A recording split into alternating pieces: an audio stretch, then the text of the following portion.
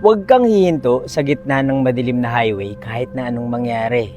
Kasi baka mamaya, magaya ka sa mga taong nakakita ng isang malagim na demonyo sa kalsada.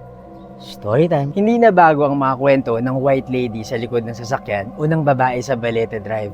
Pero narinig nyo na ba ang demonyo na tinatawag na passenger? Ito ang nagbigay ng takot sa van life adventure ng magkasintahan na Tyler at Maddie. Isang gabi, habang nagdadrive sa isang madilim na highway, ay nakakita sila ng isang sasakyang na aksidente. Huminto yung dalawa para tingnan kung ano yung nangyari, pero wala silang nakita na tao.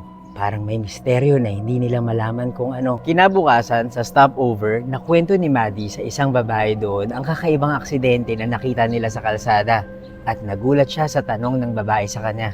Hindi naman kayo huminto, di ba? Biglang may mga kakaibang nangyari sa dalawa. Sumasara ang pinto mag-isa, namamatay ang mga ilaw. Bigla ring bumubukas ang radyo at naririnig nila ang isang babaeng nagdadasal kay Saint Christopher, ang patron saint ng mga travelers. At ang nakakakilabot dito, nararamdaman nila na may iba na silang kasama sa loob ng sasakyan. Sumama sa kanila ang isang demonyo na tinatawag na passenger. At ang demonyo na to ay hindi titigil hanggang sa makuha niya si Tyler at Maddie papunta sa mundo niya. Ito ang nangyari sa horror movie na Passenger starring Lulu Bell, Jacob Scipio, and Oscar winner Melissa Leo. This is directed by Andre Ovredal na nag-direct din ng pelikulang The Autopsy of Jane Doe. Panoorin natin sa sinehan at sabay-sabay tayong matakot. Passenger opens in Philippine cinemas this May 27.